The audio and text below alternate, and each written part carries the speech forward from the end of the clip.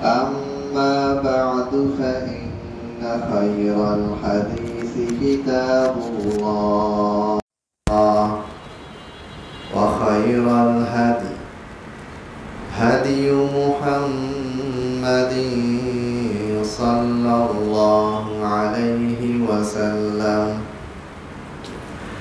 وشر الأمور محدثاتها وكل محدثة بدعة وكل بدعة ضلالة وكل ضلالة في النار. أعوذ بالله من الشيطان الرجيم. بسم الله الرحمن الرحيم.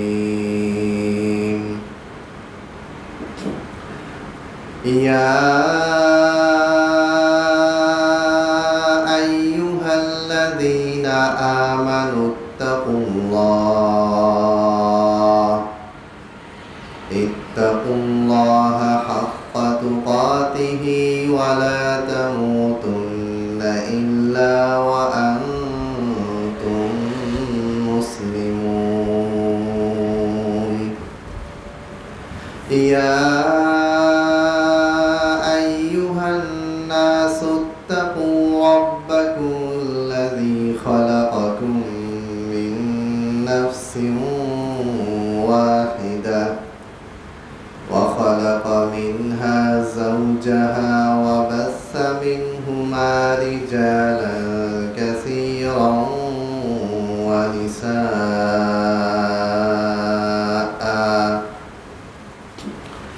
واتقوا الله الذي تساءلون به والأرحام إن الله كان عليكم رقيبا. يا أيها الذين آمنوا اتقوا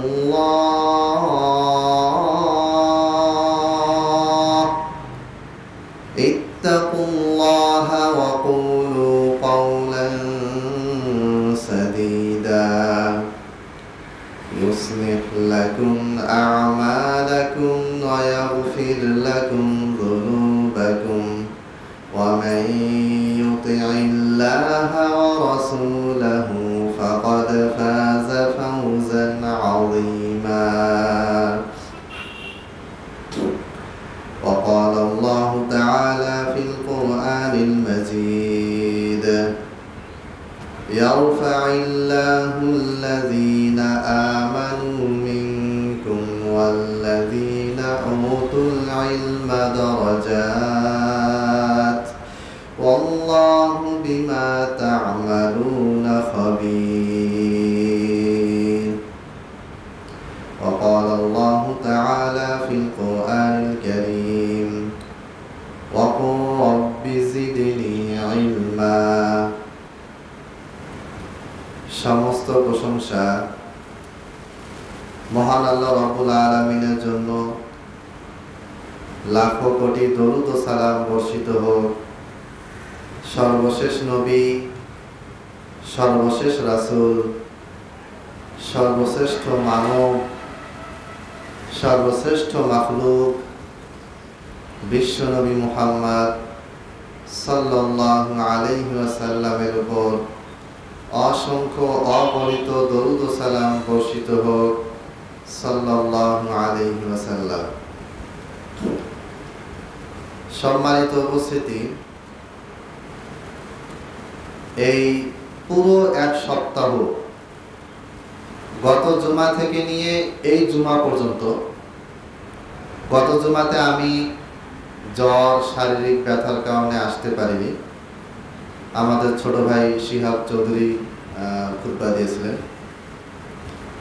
তো গত জুমা থেকে নিয়ে এই জুমা পর্যন্ত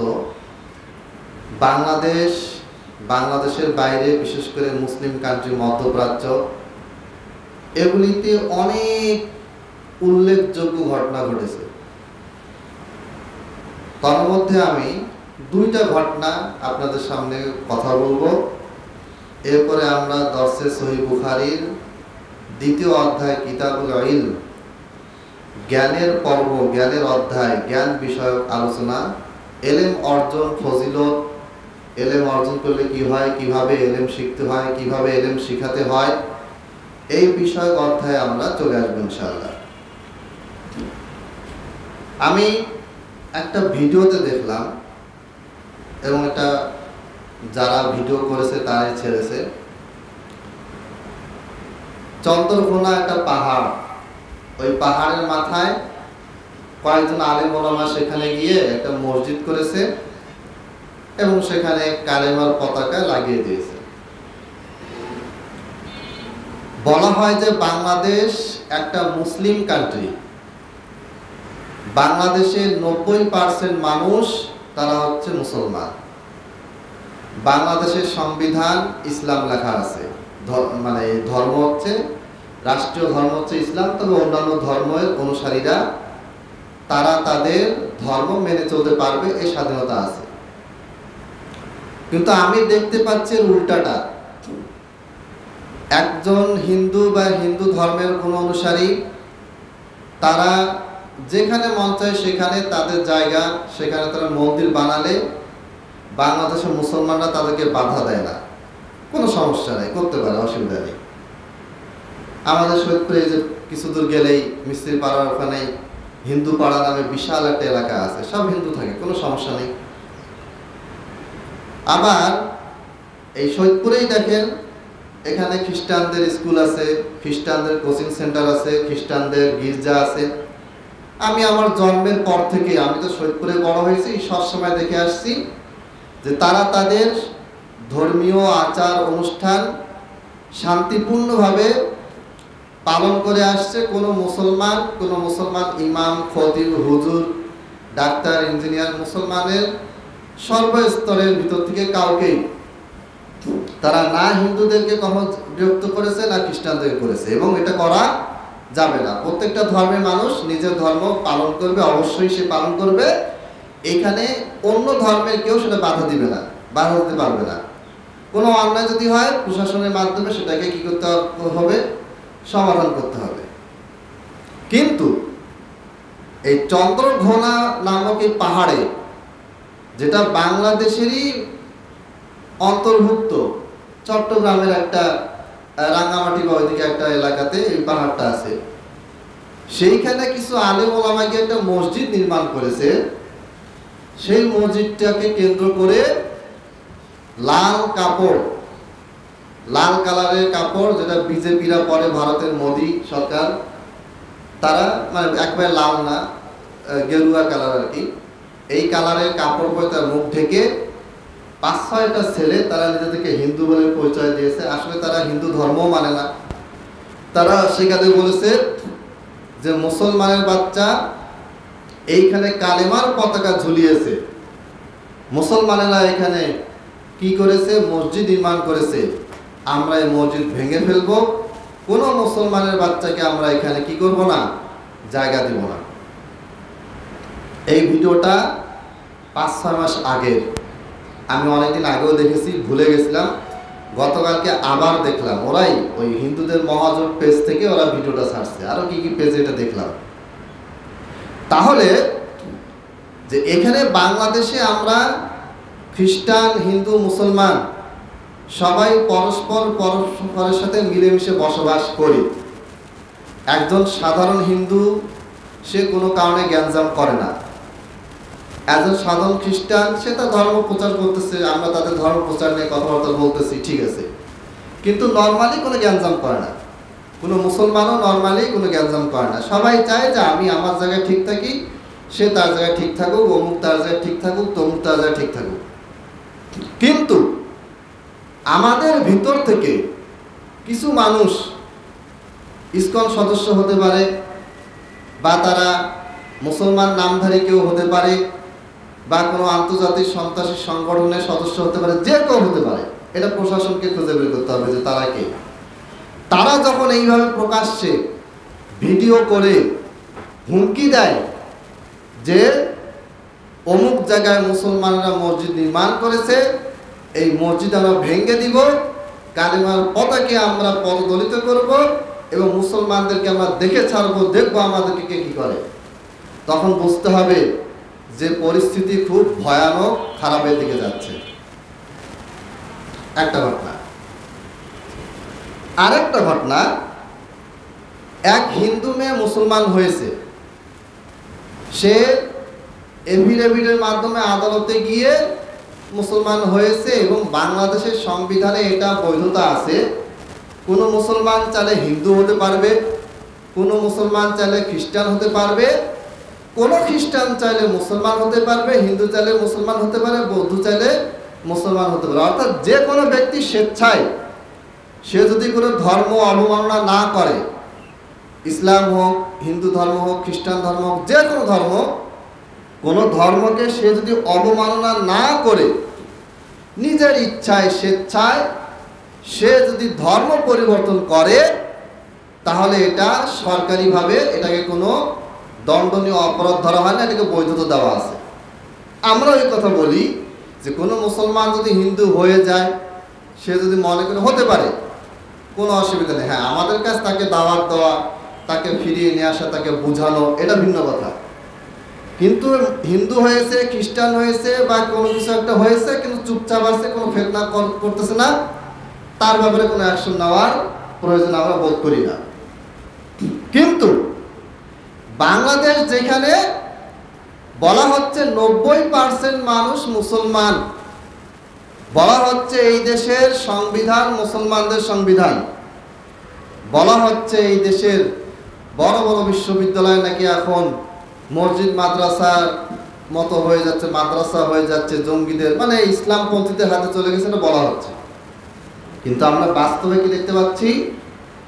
একটা শিক্ষিত মেয়ে, সে জেনে বুঝে স্পষ্টভাবে স্বীকারোক্তি দিয়েছে, সে আদালত থেকে এফিডেভিট করিয়ে নিয়েছে যে আমি স্বেচ্ছায় সজ্ঞানে ইসলাম ধর্ম গ্রহণ করেছি। এই কথাটা লেখার কারণে, পোস্ট দেওয়ার কারণে একাধিক হিন্দু পেজ, এরা হিন্দুদের নামে এরা করে, কিন্তু বাস্তবে আসলে হিন্দু না, কারণ প্রকৃত হিন্দুরা কখনো এই কাজ করে না। এরা বলেছে যে এই মেয়েটা তোরকে আমরা দেখে ছাড়বো, তোর কি হবে, তোর কে বাঁচাবে আমরা দেখব। তার মানে কি? আমাদের বাংলাদেশ কোন দিকে যাচ্ছে, বাংলাদেশকে কোন দিকে নিয়ে যাওয়া হচ্ছে, এটা আমাদেরকে বাংলাদেশের সচেতন মহলকে ভাবতে হবে। এটা শুধু আলেম ওলামার কাজ না, আলেম ওলামাদেরকে তো ভাবতে হবে, বলতে হবে। আমি যেমন বলতেছি আপনাদেরকে, এইভাবে করে প্রত্যেকটা মুসলমানকে সচেতন হতে হবে যে কারা এই কাজগুলি করতেছেন, কারা করাচ্ছে। আপনার মেয়েকে প্রেমের ফাঁদে করে তাকে হিন্দু বানাচ্ছে, হিন্দু বানানোর পরে তাকে ভারতে পাচার করে দিচ্ছে, বিয়ের নাম করে নিয়ে যাচ্ছে, এবার 8-10টা ছেলেকে দিয়ে ধর্ষণ করে ভিডিও করে তাকে ব্ল্যাকমেল করতেছে, এক পর্যায়ে ভারত পাচারে করে দিচ্ছে, পতিতালয়ে পাচার করে দিচ্ছে। এইরকম হাজার হাজার ঘটনা এখন অহরহ ঘটতেছে। তাহলে মুখের slogan Bangladesh Islamic country, Bangladesh সরকার মুসলমান, বাংলাদেশের 90% মুসলমান, সব মুখের দাবি, বাস্তবে কিছু নেই। বাস্তব কথা হচ্ছে বাংলাদেশ খুব অল্প সময়ের ভিতরে খ্রিস্টানদের একটা প্রদেশ হয়ে যাবে।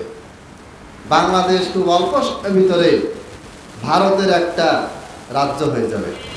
সাংবিধানিকভাবে রাজ্য হবে না, ঠিক আছে, কিন্তু বাংলাদেশের মানুষ আস্তে আস্তে হিন্দুত্ববাদীদের কবলে পড়ে তাদের ঈমান আমল ধ্বংস হয়ে যাবে।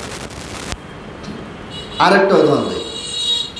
গত বছর আমাদের খুনি হাসিনা ম্যাডাম যখন পালিয়ে গেল, তার পুরো গোষ্ঠী যখন পালালো, তখন চট্টগ্রামের একেবারে চট্টগ্রাম জজ কোর্টের বারান্দায় মোহাম্মদ সাইফুল ইসলাম আলিফ নামে একজন ব্যক্তি, তাকে কি করা হলো, ইসকন সদস্যরা প্রকাশ্যে তাকে একেবারে কুপিয়ে মেরে ফেলল, তাকে মেরেছে। এরপরে ইসকন সদস্যরা ওই ঘটনার যে সাক্ষী, যে প্রধান সাক্ষী, আসামির বিপক্ষে সে সাক্ষী দিতে গেছে, তাকে আবার মেরে হাত পা ফেটে মাথা ফেটে দিয়েছে। তাহলে আপনি চিন্তা করেন যে 90% মুসলমানের শক্তি কোথায়? 90% মুসলমান বলা হচ্ছে, এদের শক্তি কোথায়? অন্যায়ভাবে মুসলমান অ্যাডভোকেটকে মেরে ফেলা হলো। যারা মারলো প্রকাশ্যে মারলো, প্রকাশ্যে হুমকি দিচ্ছে, প্রকাশ্যে তারা বাংলাদেশকে দেখে ছাড়বে, বাংলাদেশ থেকে ইসলামকে মিটাই দেবে, প্রকাশ্যে তারা এবার হুমকি দিচ্ছে। তাদের বিরুদ্ধে মিডিয়া চুপ থাকে, তারাই ভিডিও ছাড়ে, সেই ভিডিওগুলো দেখে আমরা জানতেছি। মিডিয়া তাদের এগুলো কভারেজ দেয় না, তারা প্রশাসনকেও পাত্তা দেয় না, প্রশাসন তাদের কাছে অসহায়। তার মানে একটা আন্তর্জাতিক চক্র এখানে আছে। সব হিন্দু এগুলোতে জড়িত না, সব খ্রিস্টান জড়িত না, এটা অবশ্যই সঠিক কথা। মুসলমানদের ভিতরে যেমন কিছু মানুষ সন্ত্রাসী কর্মকাণ্ড করে, এইরকম হিন্দুদের ভিতরেও খ্রিস্টানদের ভিতরেও কিছু মানুষ সন্ত্রাসী কর্মকাণ্ড করে যাচ্ছে। এবং তাদের একটাই লক্ষ্য, যেইভাবে মধ্যপ্রাচ্যের ফিলিস্তিনকে তারা দখল করেছে, ইরাককে দখল করে 2003 সালে ইরাকে বোমা মেরেছিল কেন?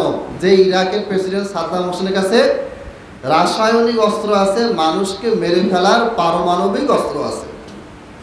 পরে কিছু পাওয়া গেল না, কি পাওয়া গেল? ইরাকের যত বড় বড় বহুজাতিক কোম্পানি, বিশাল বিশাল তেল কোম্পানি, সব এখন আমেরিকা চালাচ্ছে। তার মানে ওটা লক্ষ্য ছিল। 1967 সালে যে আরব ইসরায়েল যুদ্ধ হয়েছে, সেটা নিয়ে আমি আলোচনা করেছিলাম যে পানি দখল কিভাবে আরব মরুভূমিকে আরো মরুভূমি করে দেওয়া যায়। আরবের প্রত্যেকটা রাষ্ট্র, সৌদি আরব, জর্ডান, কাতার, কুয়েত, ইয়েমেন, মানে যা আছে মধ্যপ্রাচ্য বলতে যা বোঝায়, এরা সবাই পানির জন্য ইসরায়েলের কাছে, আমেরিকার কাছে ভিক্ষা করবে যে একটু পানি দাও, পানি খেতে দাও, ওই দিকে আগাচ্ছে। ওইটারই একটা চক্রান্তের আরেকটা চক্রান্ত, ওরই একটা অংশ, যে বাংলাদেশকে কি করতে হবে, এটাকে অমুসলিম কোনো একটা কান্ট্রিতে নিয়ে যেতে হবে। হয় ভারতের সাম্রাজ্য বানাতে হবে, অথবা এটাকে খ্রিস্টানদের একটা প্রদেশ বানাতে হবে। সেই দিকে তারা অনেক দূর এগিয়ে গিয়েছে। তারা কত দূর গেছে কল্পনার বাইরে। পুরো রংপুর বিভাগ, লালমনিরহাট, এটাকে একবারে ভারতের সাথে অ্যাটাচ করার জন্য প্রায় সবের প্রস্তুতি সম্পন্ন হয়ে গেছিল। এই ইউনূস সাহেব ক্ষমতা আসার কারণে এগুলো এখন কিছুটা বন্ধ হয়ে গেছে, পারতেছে না। কিন্তু ইউনূস সাহেব তো থাকবে না বেশি দিন, এবং বাংলাদেশের প্রশাসন ইউনূসকে ওইভাবে সাহায্য করতেছে না। 2007 সালে তত্ত্বাবধায়ক সরকার, আর্মিরা যখন ক্ষমতায় এসেছিল, তখন তো মানে কাউকেও খুঁজে পাওয়া যায়নি, সবাইকে ধরছে, মারছে, পিটাইছে, যত অপরাধী আছে সবগুলো জেলে গেছে, বিএনপিও জেলে গেছে, আওয়ামী লীগও জেলে গেছে। আর এখনও তো ওই আর্মি বাহিনী আছে, তাহলে এখন কেন হয় না? মানে এখন যে প্রধান যিনি আছেন, বড় ব্যক্তিরা, তারা ইউনূসকে সাহায্য করতেছে না। আর্মিদেরকে ম্যাজিস্ট্রেটই পাওয়ার দিয়ে দেওয়া হয়েছে, যেখানে অপরাধী পাবেন পিটাও, ধরো, ম্যাজিস্ট্রেট তাদেরকে আদালত থেকে এই ক্ষমতা দেওয়া হয়েছে। কিন্তু বাংলাদেশের সবচেয়ে চাঁদাবাজি হচ্ছে, প্রকাশ্যে মেরে ফেলা হচ্ছে, খুন করা হচ্ছে, কিন্তু আর্মিদের কোনো ভূমিকা নেই। কেন হচ্ছে? ওগুলা সব বাইরের চক্রান্ত, বাইরে থেকে সব কিছু কন্ট্রোলের চেষ্টা করা হচ্ছে। তো এই যে অবস্থা, ঘটনাগুলো ঘটতেছে, আমি মাইকের আওয়াজ যতদূর যাবে, সমস্ত মুসলমান, অমুসলমান সবাইকে সতর্ক হতে বলবো, সবাইকে সতর্ক থাকতে হবে।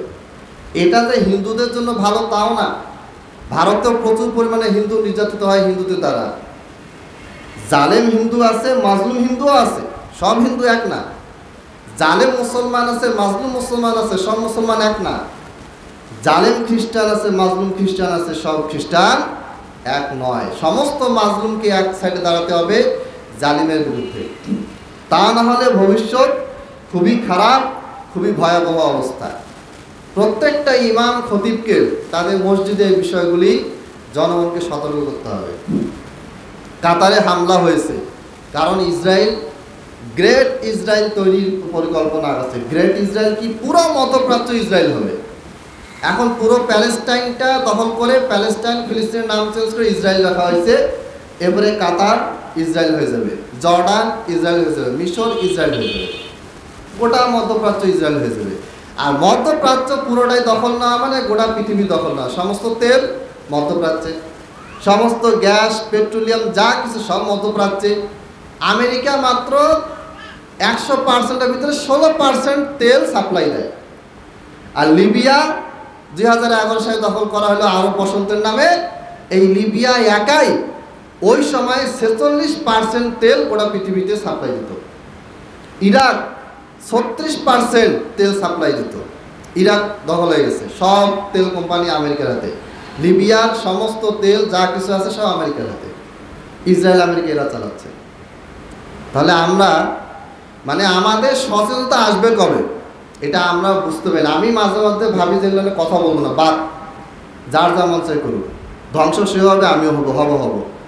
কিন্তু আবার ভাবি যে না, বলতে হবে।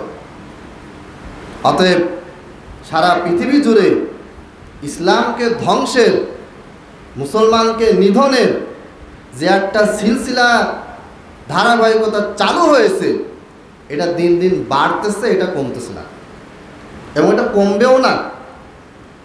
আপনি দেখেন, ইসরায়েল একটা আরব দেশে হামলা করে, আরেকটা আরব দেশের এয়ারবেস, মানে সেখানে তারা বিমান রাখার জায়গা, মানে আপনি মুসলমান, উনিও মুসলমান, আমি আপনার মুসলমান ঘরে আমার প্লেন রাখলাম, বোমা রাখলাম, আপনি রাখতে দিলেন, ওইখান থেকে আমি আপনার ঘরে হামলা করলাম।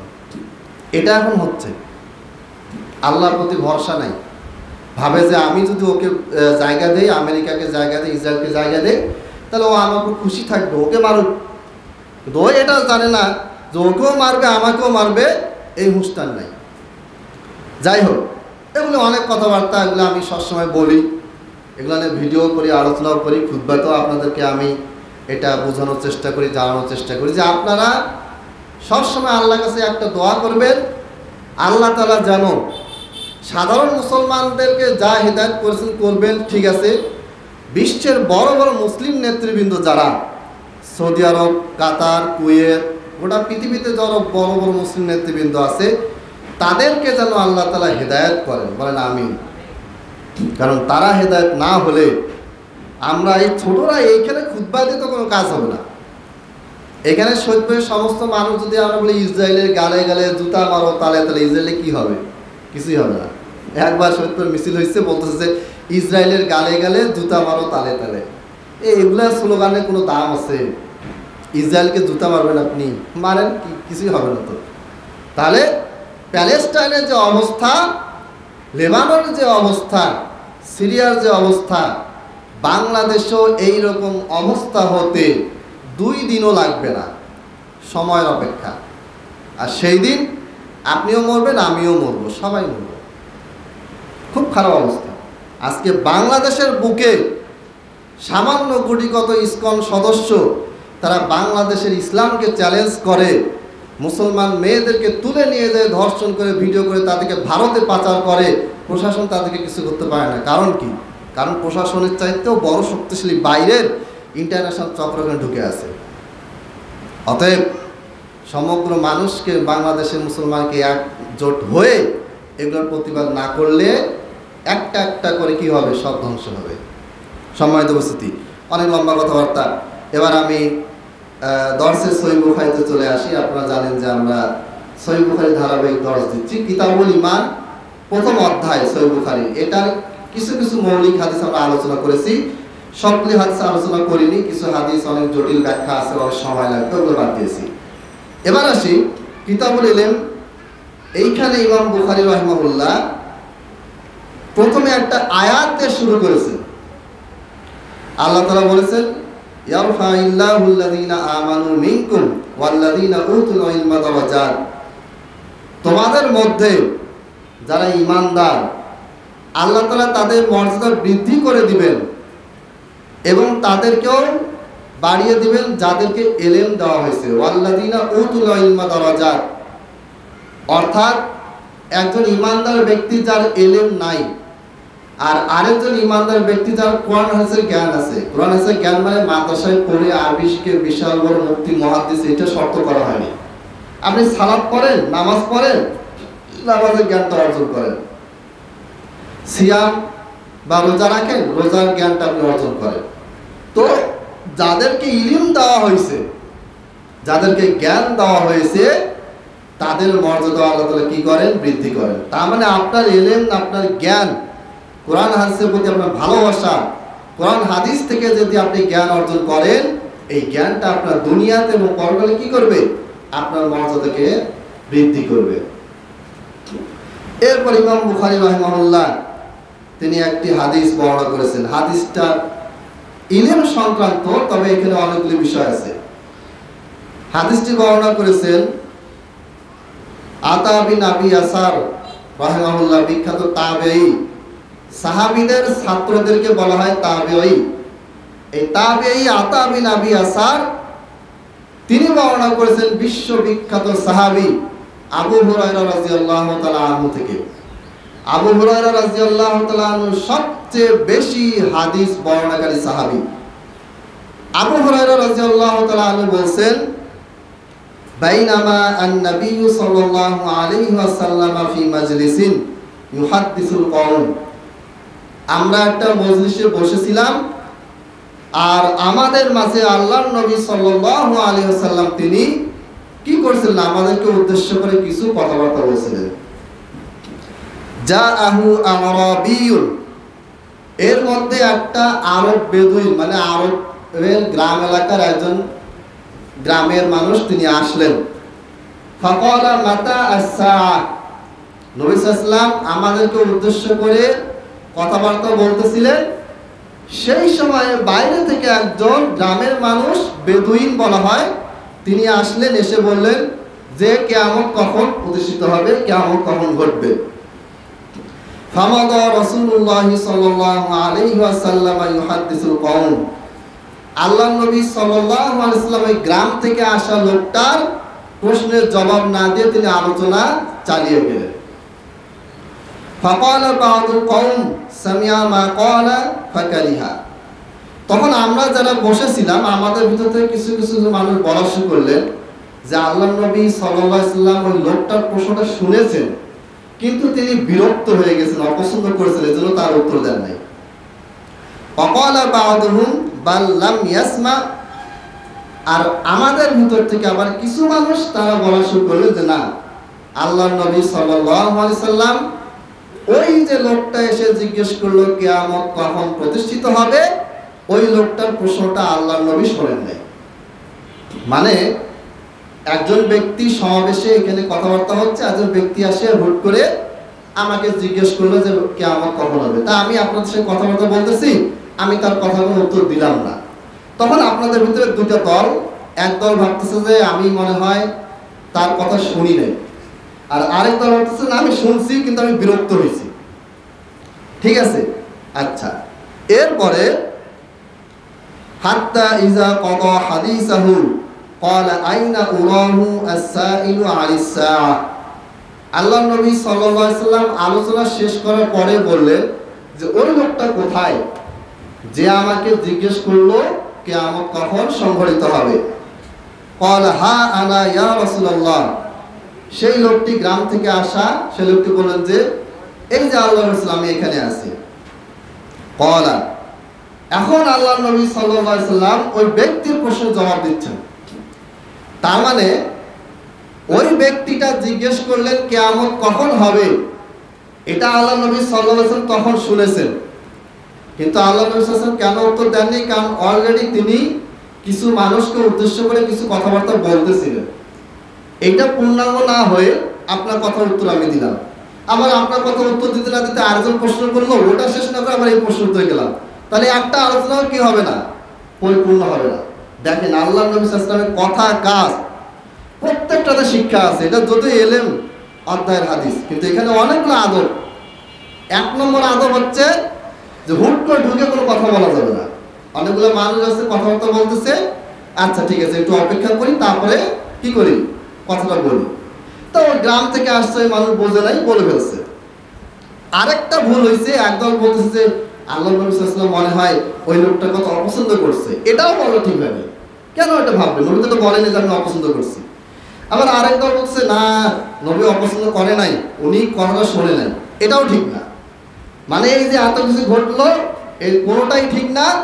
আল্লাহ নবী সাল্লাল্লাহু আলাইহি ওয়াসাল্লাম যখন কথা শেষ করলেন, তখন তিনি তাকে জিজ্ঞেস করলেন যে লোকটা কোথায় যে আমাকে জিজ্ঞেস করলো কিয়ামত কখন হবে।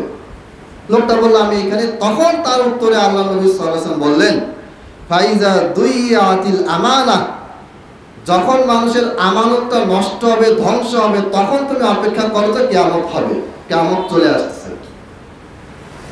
দেখবেন যে আপনি একজনকে 10,000 টাকা ধার দিচ্ছেন, 2 বছর হয়ে গেছে, যখনই তার কাছে যান সে এমন এমন কাহিনী শোনায় যে মানে উল্টারও আর টাকা দিয়ে আসতে হবে, একটা অবস্থা। মানে আপনি টাকা দিছেন, এই টাকাটা যে সে ভেঙে ভেঙে দিবে ওটাও দেয় না, উল্টাও আপনাকে ঘুরাচ্ছে। এটা আমানতের খেয়ানত। হ্যাঁ, আপনি পারতেছেন না ফেরত দিতে, বলেন যে ভাই পারতেছি না, এটা একটা কথা। কিন্তু আপনি ভাই আপনি আগামী মাসে 5 তারিখে আসেন, গেলেন, আমি টাকাটা ঘুরাই দিলাম না। আবার বললেন যে না ভাই সমস্যা ছিল, আপনি 30 তারিখে আসেন, আপনি আসলেন, আবার ঘুরাইলাম। মানে গরজটা আপনার, আমার না। আমি টাকা নিয়েছি, আমার মাথার টেনশন থাকবে যে কখন ফেরত দিব, কারণ এই টাকাটা শোধ না দিয়ে যদি আমি মারা যাই তাহলে তো আমার জাহান্নাম ছাড়া উপায় নেই, আল্লাহকে ক্ষমা করবে না। ওই লোকটা যার কাছ থেকে আমি টাকাটা ধার নিলাম সে যদি ক্ষমা করে ঠিক আছে, কিন্তু সে যদি ক্ষমা না করে তাহলে তো আমি ফেসে যাবো। কালকে এক বিসিএস ক্যাডার মানুষ, ভদ্র মানুষ, উনি তার এক ফ্রেন্ডকে 1 লাখ টাকা ধার দিচ্ছে। 2 বছর 3 বছর হয়ে গেছে, 1 লাখ টাকা থেকে 1 টাকাও তুলতে পারে নাই। পরে মন খারাপ করে আমাকে বলছে কি করি, আমি ওনাকে বিশ্বাস করে টাকা দিলাম, তো 2 বছর হয়ে গেল, 1 লাখ থেকে অত 10,000 টাকাতে গোটাও দেয় না, ফোন দেই ফোন ধরে না, যোগাযোগ করে না, বাসায় গেলে বলে যে নাই।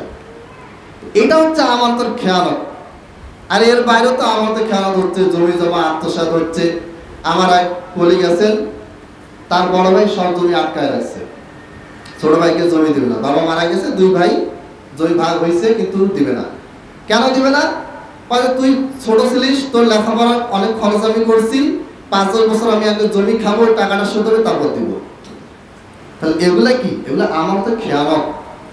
উদাহরণ দিতে গেলে অনেক উদাহরণ আছে, আপনারা এগুলো জানেন, বোঝেন। তাহলে আল্লাহ নবী সাল্লাল্লাহু আলাইহি ওয়াসাল্লাম বললেন ইজা দুইয়াতিল আমানা, যখন আমানত ধ্বংস হয়ে যাবে, আমানত নষ্ট হয়ে যাবে, মানুষের আমানত রক্ষা করবে না, ফান্তাযিরিস সাআতা, তখন তুমি কিয়ামতের অপেক্ষা করো।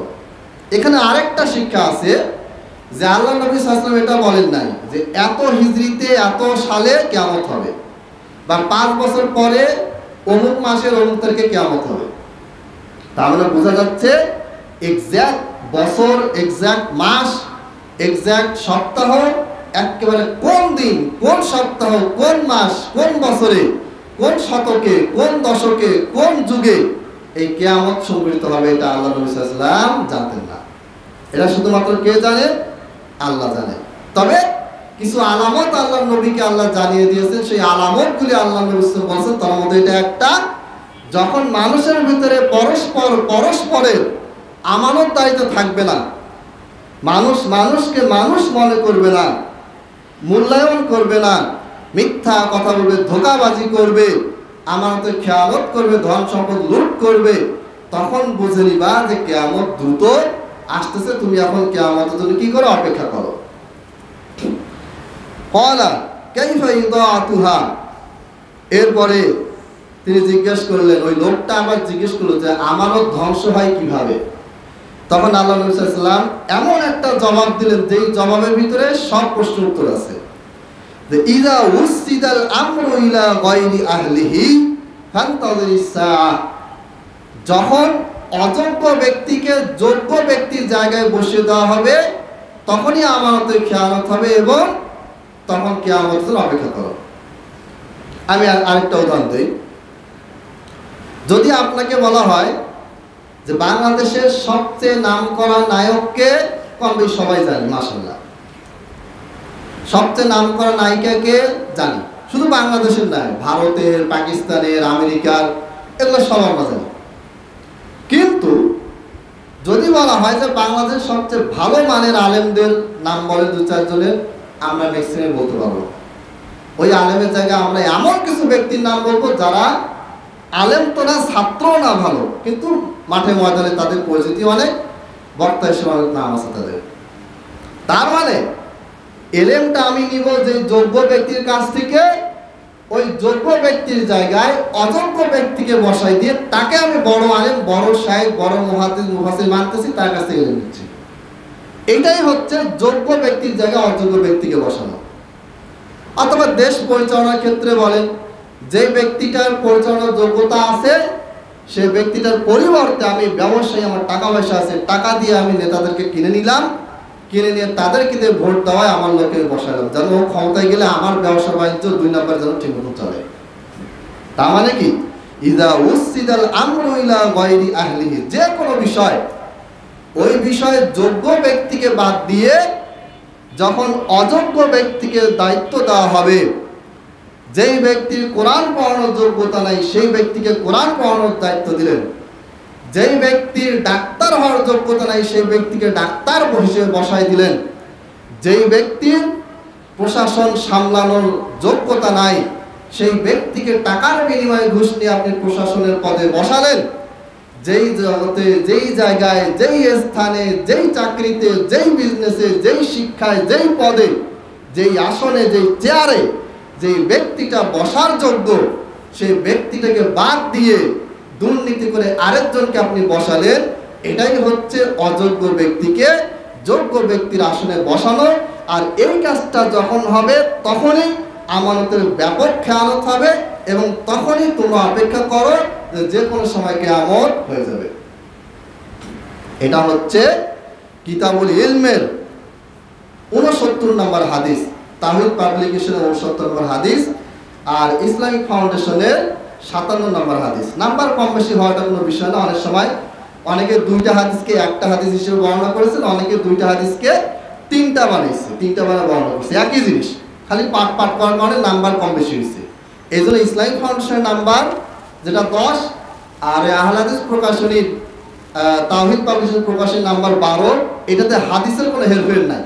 হাদিস যা আছে তাই, হাদিসের সংখ্যাও তাই, সংখ্যার নির্ধারণে কম বেশি হয়েছে। এটা কোনো সিম্পল বিষয়, কোনো বিষয় জটিল কোনো বিষয় না। তাহলে এই একটা হাদিসে কতগুলো বিষয়?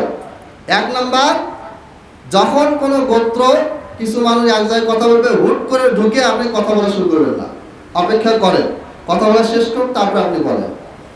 2 নাম্বার, কোনো ব্যক্তি যদি আপনার মজলিসে ঢুকে কথা বলেও ফেলে, ওকে রাগটা ঘমাতে হবে, এই বেয়াদব দেখতেছিস না কথা বলতেছিস, চুপ থাক বস, এগুলো করবেন না। কি করবেন? অপেক্ষা করেন, আপনার কথাবার্তা শেষ করে তারপর তাকে আপনি বুঝিয়ে দেন। ওই গ্রামের লোকটা এসে নবী সাল্লাল্লাহু আলাইহি ওয়াসাল্লামকে বললো যে আল্লাহর নবী কখন কিয়ামত হবে, সে এটা বোঝে নাই যে আল্লাহ নবী সাল্লাল্লাহু আলাইহি ওয়াসাল্লাম তো সবাইকে নিয়ে কোরআন হাদিস শিখাচ্ছেন, দর্স দিচ্ছেন, শিখাচ্ছেন, এইখানে আমি কেন কথা বলবো, অপেক্ষা করি। কিন্তু ওটা উনি করেনি। আর ওই লোকটা করে নাই, বোঝে নাই, ঠিক আছে, কিন্তু আল্লাহ নবী কি তাকে ধম মারছেন? মারে নাই। কি করলেন?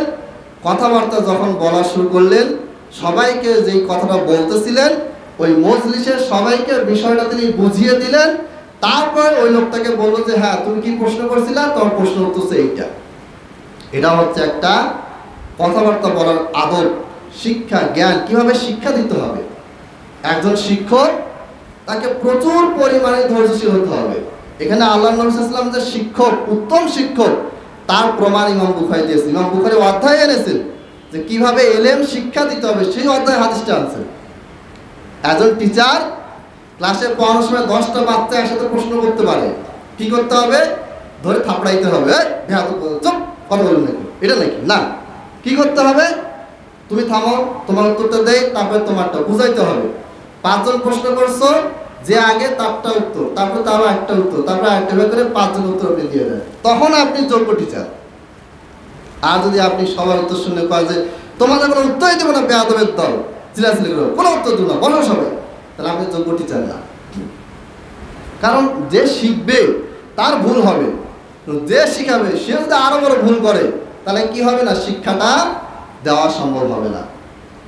আরেকটা জিনিস, সেটা হচ্ছে ধৈর্য রাখতে হবে। আল্লাহ নবী সাল্লাল্লাহু আলাইহি ওয়াসাল্লাম উত্তরটা দিলেন কিন্তু বিরক্ত হয়ে দেন নাই। যারা বসেছিল তারা অনেকে ভাবছে যে নবী সাল্লাল্লাহু আলাইহি ওয়াসাল্লাম মানে বিরক্ত হয়েছে, কারণ ওই লোকটা জিজ্ঞেস করলো, নবী উত্তরই দিল না, তাকাইলো না, তাহলে নবী বিরক্ত হয়েছে। না, নবী বিরক্ত হন নাই। আর দল বলছে নবী সাল্লাল্লাহু শুনেন নাই, হ্যাঁ শুনছেন, কিন্তু তিনি সাথে সাথে কোনো কথা বলেন নাই, কারণ এই পাশে তো কিছু মানুষকে তিনি বোঝাচ্ছিলেন। এটা শেষ করলেন, তারপর ওই লোকটাকে তিনি উত্তর দিলেন। অনেক বিষয় এখানে আছে। আবার এই যে যারা বসেছিল তাদের ধারণা করলো যে নবী শোনেন নাই বা শুনে বিরক্ত হচ্ছে, এই ধারণাটাও করা যাবে না। নবী সাল্লাল্লাহু আলাইহি ওয়াসাল্লাম তো কিছু মনে করেন নাই। তাহলে এই যে একজন শিক্ষক, যে শিক্ষকের জ্ঞান কেমন হবে,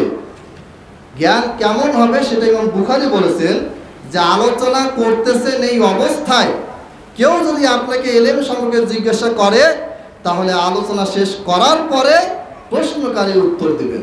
ইমাম বুখারী এভাবে লিখে দিয়েছেন। অতএব আপনার যদি সন্তান থাকে এইভাবে শিখাবেন। বাচ্চারা একসাথে ঝগড়া করবে, তর্ক করবে, আপনার ঘাড়ে উঠবে, এটা বলবে, আপনাকে ঠান্ডা মাথায় সিরিয়ালি কথা বলতে হবে। আপনি টিচার, ক্লাসে আপনাকে এই মূলনীতি আপনাকে ফলো করতে হবে। এখন তো মাশাআল্লাহ টিচার ট্রেনিং বহুত কিছু, সেখানে নবী সাল্লাল্লাহু আলাইহি ওয়াসাল্লামের শিক্ষাদানের পদ্ধতির কোনো কথাই নেই। আমার একজন পরিচিত মানুষ, তো উনি আমাদের প্রতিষ্ঠানে এই বিভিন্ন কিভাবে শিক্ষা দিতে হবে এগুলো নিয়ে বহুত কথাবার্তা বললেন। সরকারি ট্রেনার আর কি, বিভিন্ন জেলায় ট্রেনিং দিয়ে বেড়ায়। তো ইংলিশ ডিপার্টমেন্টের কীভাবে ইংলিশ পড়াতে হবে অনেক কিছু বললো আর কি। তার মাঝে মধ্যে ইনশাআল্লাহ, মাশাআল্লাহ, আলহামদুলিল্লাহ বললো। তা আমি ওনাকে বললাম যে আপনি 1.5 ঘন্টা ট্রেনিং দিলেন, যত ইংলিশ টিচারদের জন্য, তবে আমি বিভাগের প্রধান এবং প্রতিষ্ঠানে আমার একটা গুরুত্বপূর্ণ দায়িত্ব থাকার কারণে মাঝে মধ্যে এগুলোতে আমি থাকি, কিছুক্ষণ থাকি, তদারকি করে দেখি। তা আমি ওনাকে পরে বললাম যে আপনি তো মাশাআল্লাহ আলহামদুলিল্লাহ অনেক কিছু বললেন, ট্রেনিং দিচ্ছেন, কিন্তু আপনি কি একবারও কি নবী সাল্লাল্লাহু আলাইহি ওয়াসাল্লামের শিক্ষাদের পদ্ধতি নিয়ে কিছু বললেন, যে কীভাবে তিনি শিখাতেন? আপনি ইংলিশ শিখাচ্ছেন যে টেন্স শিখাতে হবে, গ্রামার ছাড়া শিখাতে হবে, টোফেলস পড়তে হবে, আইএলটিএস পড়তে হবে, এই পড়তে হবে, সেই পড়তে হবে, জিম্যাট পড়তে হবে, হ্যান ত্যান বহুত কিছু বললেন। আপনি প্যাসেজ রিডিং কীভাবে সলভ করতে হবে, অনেক কিছু শিখালেন, কিন্তু যে এটা তো বইটার ব্যাপারে বললেন, কিন্তু টিচারটার আদর্শ কেমন হবে, সে কিভাবে পড়বে, এই ব্যাপারে আল্লাহ নবীর আদর্শ কিছু আপনি বললেন না। এটা যদি আপনি অ্যাড করেন, আপনার ট্রেনিংটা আরো উন্নত হবে। উনি খুশি হলেন, মাশাআল্লাহ, তিনি বুঝতে পারেন যে হ্যাঁ এটা করা উচিত। কারণ গোটা পৃথিবীতে সমস্ত টিচারকে আল্লাহ নবী সাল্লাল্লাহু আলাইহি ওয়াসাল্লাম ইন্নামা বুইসতু মুআল্লিমান, আমি তোমাদের কাছে শিক্ষক হিসেবে, আল্লাহ তাআলা আমাকে শিক্ষক হিসেবে পাঠিয়েছে। তো এরকম অনেক উদাহরণ। একটা হাদিসের কথা বলছিলাম যে আল্লাহ মসজিদ এসে পেশাব করে ফেলছে, আর সেই সময় তো ওই পাকা মসজিদ না, আপনার দেখা যায় সব কিছু খেজুর পাতার বেড়া, বোঝা যায় না যে এটা মসজিদ কিনা।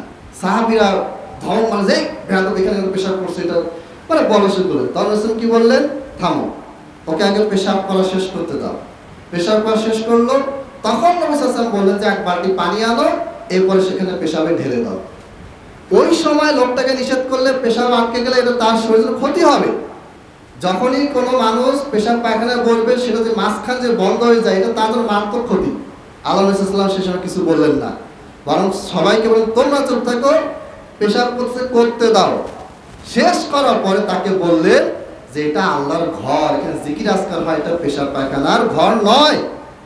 আর সাহাবীদেরকে বললেন যে ভুল করে ফেলছে, পানি আনো, ঢেলে দাও, পবিত্র হয়ে যাবে। এটা হচ্ছে আমাদের নবী সাল্লাল্লাহু আলাইহি ওয়াসাল্লামের শিক্ষা দেওয়ার পদ্ধতি, জ্ঞান, যে তিনি কতটা ধৈর্য। মসজিদে পেশাব করতে যায়, আপনি আমি হতে পারে মারে ভর্তা হয়ে দেব, হ্যাঁ আল্লাহ নবীর ঘরে পেশাব করছে, কি ইমান আমাদের। তা আমাদের চেয়ে আমাদের নবী ইমান বেশি। তিনি কি করলেন, ধৈর্য ধরলেন, ধৈর্য থাকতে বললেন, এরপর সুন্দর করে তিনি শিক্ষা দিয়ে বুঝিয়ে দিলেন।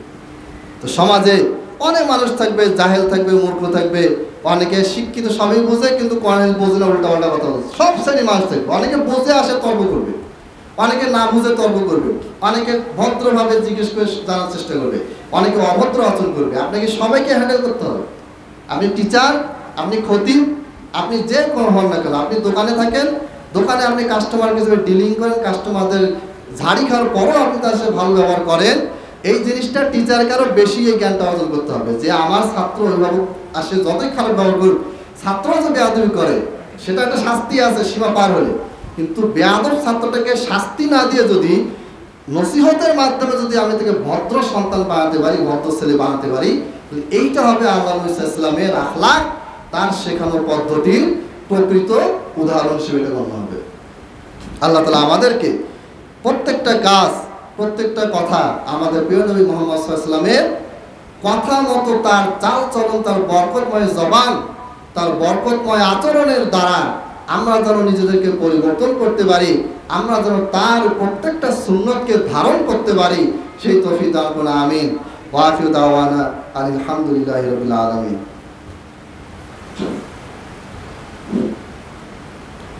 الحمد لله نحمده ونستعينه ونستغفره ونؤمن به ونتوكل عليه ونعوذ بالله من شرور أنفسنا ومن سيئات أعمالنا من يهده الله فلا مضل له ومن يضلل فلا هادي له وأشهد أن لا إله إلا الله وحده لا شريك له وأشهد أن محمدا عبده ورسوله اللهم صل على محمد وعلى آل محمد كما صليت على إبراهيم وعلى آل إبراهيم إنك حميد مجيد اللهم بارك على محمد وعلى آل محمد كما باركت على إبراهيم وعلى آل إبراهيم إنك حميد مجيد عباد الله رحمكم الله إن الله يأمر بالعدل والإحسان وإيتاء ذي القربى وينهى عن الفحشاء والمنكر والبغي يعظكم لعلكم تذكرون فاذكروني أذكركم واشكروا لي